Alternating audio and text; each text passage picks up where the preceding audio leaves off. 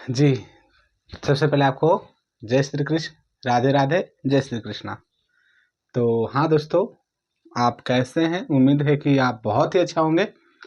तो आपको पता है कि हमारा यूट्यूब चैनल अमन एकेडमी नाम से है। छोटा सा यूट्यूब चैनल है, लेकिन कहा जाता है ना, छोटा पैकेट बड़ा धमाका।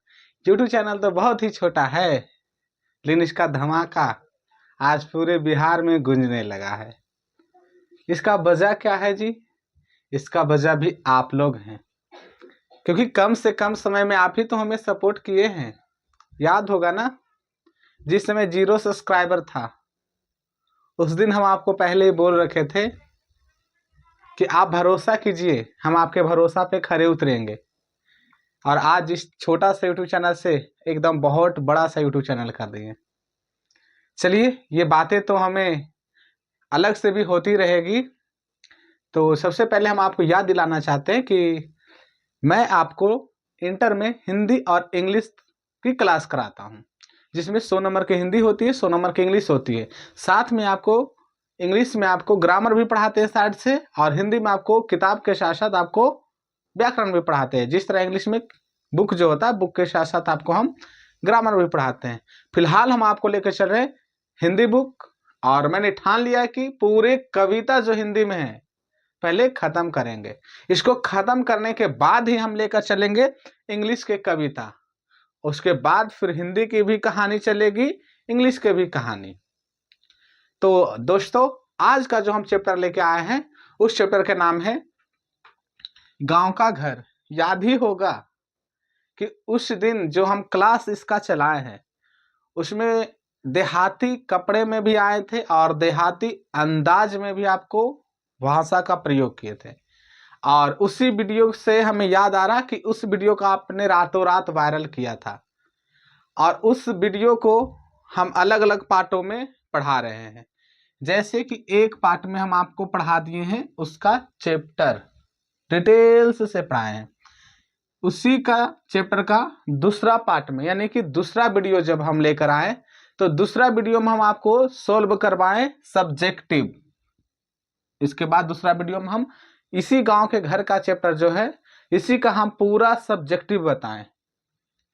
आज मेरा है इसी चैप्टर का तीसरा वीडियो, गांव का घर का ही है हमारा तीसरा वीडियो, जिसमें हम आपको कवि परिचय बता रहे हैं। आप इसे कवि परिचय कह दीजिए या थ्योरी कह दीजिए। अगर आप ध्यान से कुछ मिनटों तक इसे आप देख लीजिएगा, तो आशा ही नहीं बल्कि पूरा विश्वास है कि इसे पढ़ने के बाद आपका कोई भी ऑब्जेक्टिव नहीं छूटेगा इस चैप्टर से रिलेटेड। इसके बाद जो हमारा आएगा वो रहेगा हमारा चौथा वीडियो, और जिसमें इस चैप्टर का अंतिमा वीडियो रहेगा, जिसमें हम सोल्व करवाएंगे ऑब्जेक्टिव। और अब तक आप हमारे इस गांव का घर का चैप्टर को शुरू से नहीं देखे हैं, तो जाइए अमन एकेडमी नाम से जो यूट्यूब चैनल दिख रहा है, उसमें सर्च कीजिए, और उसमें इस पर पहले आप मेरा 2 वीडियो देख लीजिए। पहला वीडियो जिसमें हम इस कविता को पढ़ाए, दूसरा वीडियो जिसमें हम इसका प्रश्न उत्तर को बताएं, यानी कि सब्जेक्ट। आप तीसरा वीडियो तो अभी चल ही रहा है, जिसमें हम आपको बता रहे थ्योरी यानी कि कवि परिचय। जस्ट इसके बाद आपको आएगा चौथा वीडियो, जिसमें आपको इस चैप्टर का पूरे सोल्व करवा देंगे ऑब्जेक्टिव।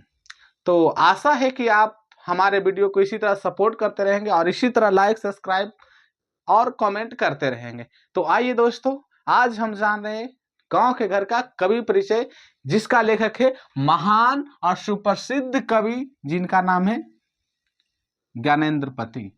जी हाँ दोस्तों, इनका क्या नाम है? ज्ञानेंद्र पति। ये बहुत ही सीधे साधे भोले भाले कवि माने जाते हैं हमारे हिंदी के क्षेत्र में, ज्ञानेंद्र पति जी। आज इन्हीं के बारे में डिटेल्स से जानते हैं।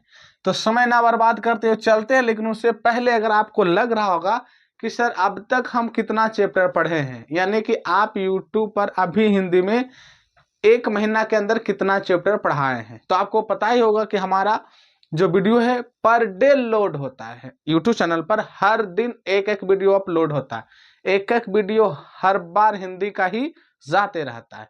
इसकी टाइमिंग अभी आपको फिक्स नहीं है, लेकिन फिर भी 7 से लेके 10 बजे के बीच रात में किसी टाइम भी चली जाती है।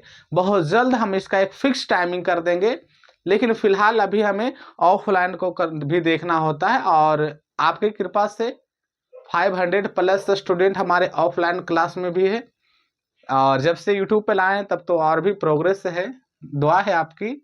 तो चलिए, तो ऑफलाइन की बात जो है, हमारे छात्रों जो ऑफलाइन हमसे पढ़ते हैं वो तो समझ ही रहे होंगे, क्योंकि इतना जल्दी ग्रो होना नॉर्मल बात नहीं है। हम तो कुछ आपको जरूर अच्छा दे रहे होंगे, इसलिए आप हमें ज्यादा ग्रो कर रहे हैं।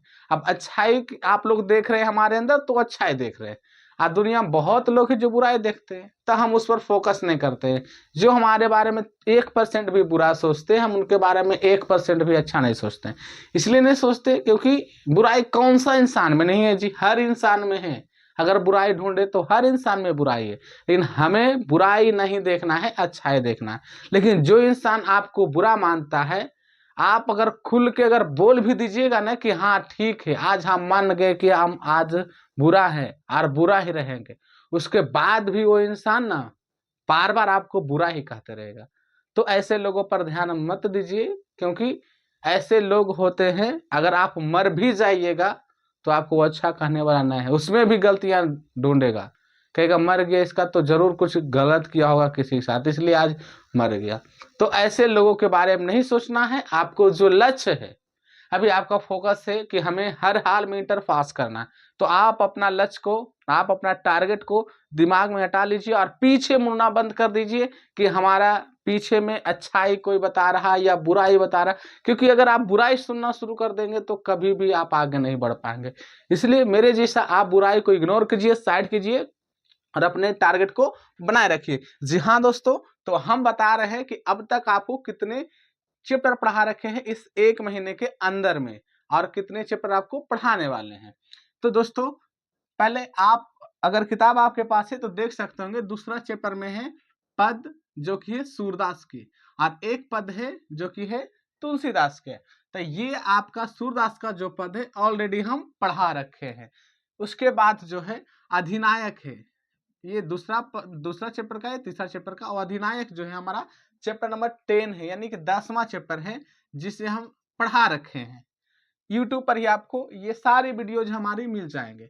उसके बाद हम आते हैं चैप्टर नंबर 11 में, जिसका नाम है हार जीत। इसे भी हम पढ़ा रखे हैं। नेक्स्ट जो कि आता है 11 चैप्टर के बाद 12 चैप्टर, जिसका नाम है प्यारे नन्हे बेटे को। ये चैप्टर हम आपको पढ़ाने वाले हैं।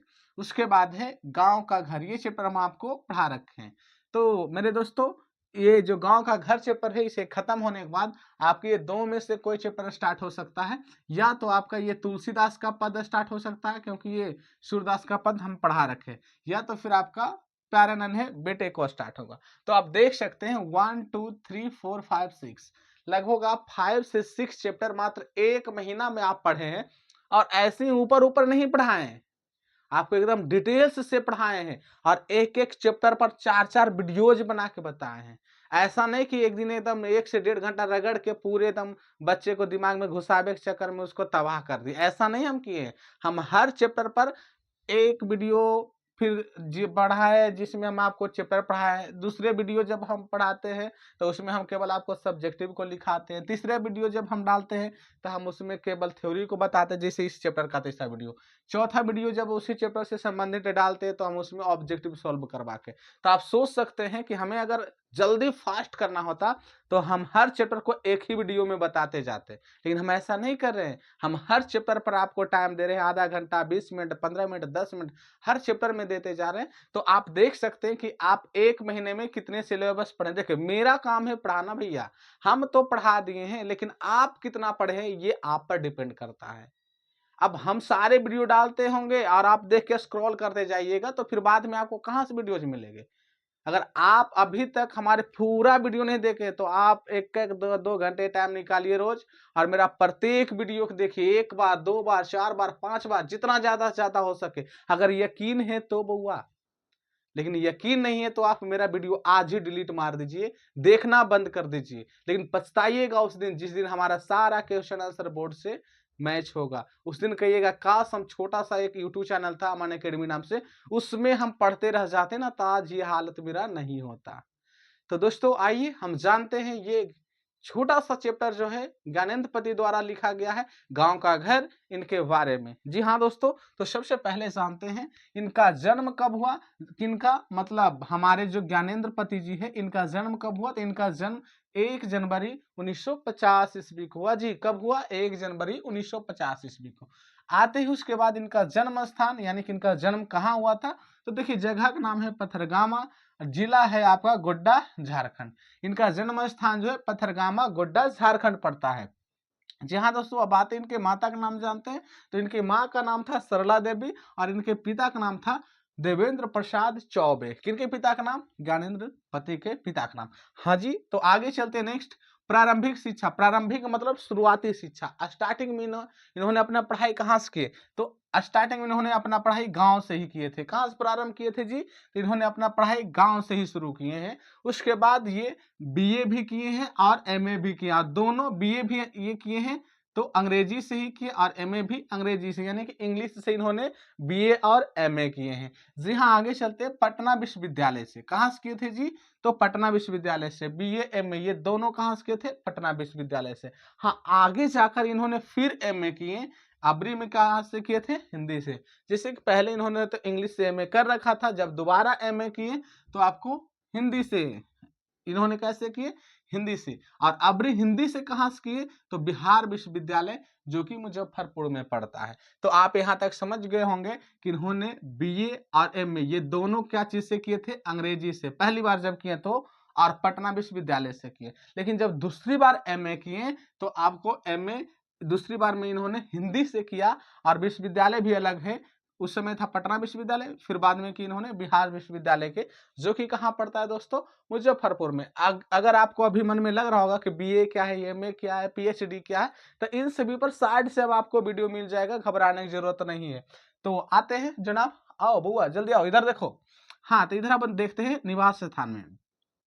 देखिए जन्म तो यहाँ हुआ है पथरगावा, गोड्डा, झारखंड में, लेकिन निवास स्थान देखिए कभी कभार जो होता है हमें किसी कारण बस जगह को बदलना पड़ता है, जन्म कहीं और हुआ है और रह कहीं और रहे हैं, उसी तरह ये निवास स्थान कहलाता है। तो इनका निवास स्थान का तो वाराणसी। वाराणसी कहाँ पड़ता है जी? तो उत्तर प्रदेश में। उत्तर प्रदेश को हम लोग शॉर्ट में क्या कहते हैं? यूपी कहते हैं जनाब। क्या कहते हैं? यूपी।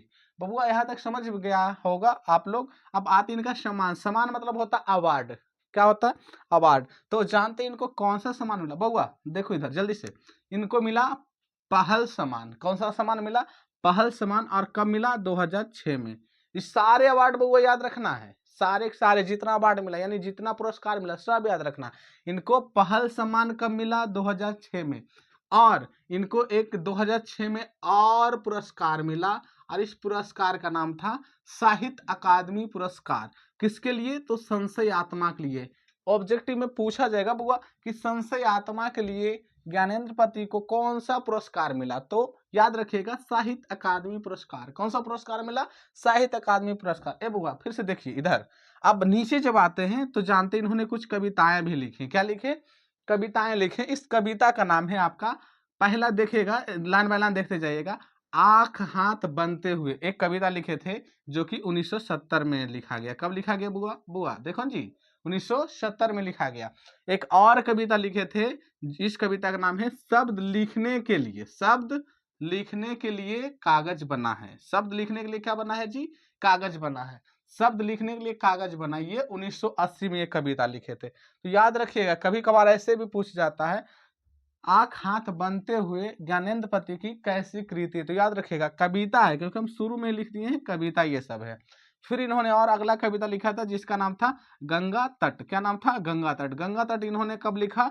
तो 2000 ईस्वी में लिखा था। एक और है संशय आत्मा। जी हाँ, संशय आत्मा कब लिखे? तो संशय आत्मा 2004 में लिखे। भिनसार। भिनसार क्या है? तो भिनसार 2006 में लिखा गया। कब लिखा गया बुआ? 2006 में। कवि ने कहा। कवि ने कहा कब लिखा गया है? 2007 में। उम्मीद है बाबू कि आपको इनका सम्मान कौन कौन सा मिला और कब मिला, यहाँ तक समझ में आ गया होगा। अब वो जल्दी से इधर देखिए, फिर आते हैं आगे देखते हैं। इन्होंने कविता तो लिखा ही लिखा, साथ में कुछ नाटक भी लिखा है, जिसमें एक नाटक है एका चक्रा नगरी। क्या है?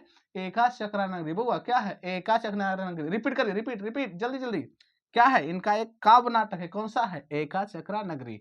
और एक काव्य नाटक कौन सा है, कथेतर गद्य। और कथेतर गद्य में काव्य नाटक है वो है पढ़ते गढ़ते। क्या है, पढ़ते गढ़ते। और कब लिखा गया, तो 2005 में। कब लिखा गया बुआ, 2005 में। आगे चलते हैं, जानते हैं इनके वृत्ति के बारे में। वृत्ति का मतलब आपको पता ही होगा, कार्य। कार्य मतलब काम, क्या काम किए। तो देखिए बुआ, कहाँ ध्यान है जी, इधर देखो पहले, इन्होंने ध्यान रखते, इधर देखिए, बिहार लोक सेवा आयोग, जिसको हम कहते हैं बीपीएससी। आपको पता है टीचर बनने के लिए हमें बीपीएससी क्रॉस करना पड़ता है, पास करना पड़ता है। तो ये फिलहाल की बात हम कर रहे हैं अभी। तो इन्होंने बीपीएससी द्वारा, यानी कि बिहार लोक सेवा आयोग द्वारा ये चयनित हो गए। चयनित मतलब चुने गए। और उसके बाद ये क्या बन गए, कारा अधीक्षक हुआ। क्या बन गए, कारा अधीक्षक बन गए। और कैदियों के लिए, कारा अधीक्षक मतलब जेल की बात कर रहे हैं, तो कैदियों के लिए अनेक कल्याणकारी कार्यक्रम किए, यानी कि चलाए। मतलब जब ये बिहार लोक सेवा आयोग द्वारा यानी कि बीपीएससी पास करके काराधीक्षक बने, तो वहाँ का जो कारा मतलब थाना, जेल, जेल में जो भी कैदी थे उन लोगों के बहुत सारे अच्छे काम किए, जिससे फायदा हुआ। किसको फायदा हुआ था जी, तो जेल में जो कैदी रहते उन्हें फायदा हुआ। आगे थोड़ा सा देख लीजिएगा पॉइंट, बहुत सारे नौकरियां छोड़कर कविता लेखन शुरू किए। इन्हें नौकरी की दिक्कत नहीं थी, क्योंकि इनके अंदर टैलेंट था, और टैलेंट वाले कभी भी नौकरी इससे नहीं डरते हैं। उन्हें पता है कि हमारे पास इतना टैलेंट है कि हम कभी भी जॉब ले सकते हैं बउआ। तो देख लिए होंगे कि इन्होंने बहुत सारे नौकरियां छोड़ के क्या काम किए, लिखना शुरू कर दिए। हम बिल्कुल मेरे तरह हमने भी बहुत सारा काम किए भैया। आपको जब बहुत आप लोग के सपोर्ट रहेगा तो हम जो स्टॉक पे जाएंगे, आपको अगर पता होगा जो स्टॉक के बारे में तो जरूर कमेंट में लिखिएगा। अगर नहीं पता होगा तो आप यूट्यूब पर मंगा कर देख लीजिएगा जो स्टॉक क्या है। वहाँ अच्छे से अच्छे टीचर, अच्छे से अच्छे सक्सेसमैन, बहुत लोग वहाँ जाते हैं और अपने बारे में वहाँ पर बताते हैं। तो बहुत जल्द हमें खुद पर इतना विश्वास है कि मैं बहुत जल्द जो स्टॉक में पहुँचूंगा, तो हम अपने पूरे जीवन के बारे में वहाँ पर बताएंगे कि हम किस तरह से आगे बढ़ रहे हैं और किस तरह से पीछे मेहनत किए, कितने सारे मैंने काम किए हैं, तब आज इस पोजीशन पर आए हैं। तो आपको पता हो गया कि बहुत सारे नौकरी छोड़कर ये क्या करना शुरू कर दिए, लेखन, कविता लेखन। जिस तरह हम बहुत सारे काम छोड़कर हम टीचिंग लाइन में आके पढ़ा रहे हैं 2010 से लगातार 2025 तक, यानी कि बोले तो 15 सालों से। बुआ आगे चलते हैं बुआ। उदित, उदित ऑब्जेक्टिव में पूछा जाता है कि ज्ञानेंद्र पति का उदय कब हुआ, यानी कि ये उदित कब हुए, तो 20वीं सदी के 8वें दशक में। कब उदित हुए जी, तो 20वीं सदी के 8वें दशक में। ये बुआ VBI ऑब्जेक्टिव है, आप इस पर ज्यादा फोकस करिएगा बुआ। हाँ जी, तो अब आते हैं इस कविता जो हमारा है गांव का घर, ये कब लिया गया, किससे लिया गया है जी बुआ, तो संशय आत्मा से। ऑब्जेक्टिव में पूछा जाता है गांव का घर कविता कहाँ से लिया गया है, तो कहाँ से लिया गया है, संशय आत्मा से। कहाँ से लिया गया है, संशय आत्मा से। उम्मीद है कि आप इस चैप्टर में जो आपका कवि परिचय है बहुत आसानी से समझ गए होंगे, और हम एकदम निचोड़ लाते हैं। आप पूरे किताब देखने की जरूरत नहीं है, लेकिन हालांकि किताब देखिएगा तो आपको किताब में यही सब लिखा मिलेगा, लेकिन हम किताब से ही एकदम छाट के मेन मेन चीजों को एकदम रख देते हैं, आपको अलग से छाटने की जरूरत नहीं पड़ेगा। तब बउआ हो ये सब आपका चैप्टर, ये पूरे चैप्टर गांव का घर ही बहुत बहुत VBI, आप इसे कह दीजिए TTI, आप जो भी कहिए। एक बच्चा पूछा सर VBI मतलब जानते हैं, वेरी वेरी इंपॉर्टेंट। MVVI का मतलब भी जानते हैं, मोस्ट वेरी वेरी इंपॉर्टेंट। लेकिन आप ऑफलाइन में भी बीच बीच में बोलते रहते हैं TTI। TTI क्या होता है, तब हुआ ये हम लोग बना देते हैं, कुछ होता है नहीं। टी मतलब ताबड़, फिर मतलब तोड़, आवाज से इंपॉर्टेंट, यानी कि ताबड़ तोड़ इंपॉर्टेंट हो भाई वाह।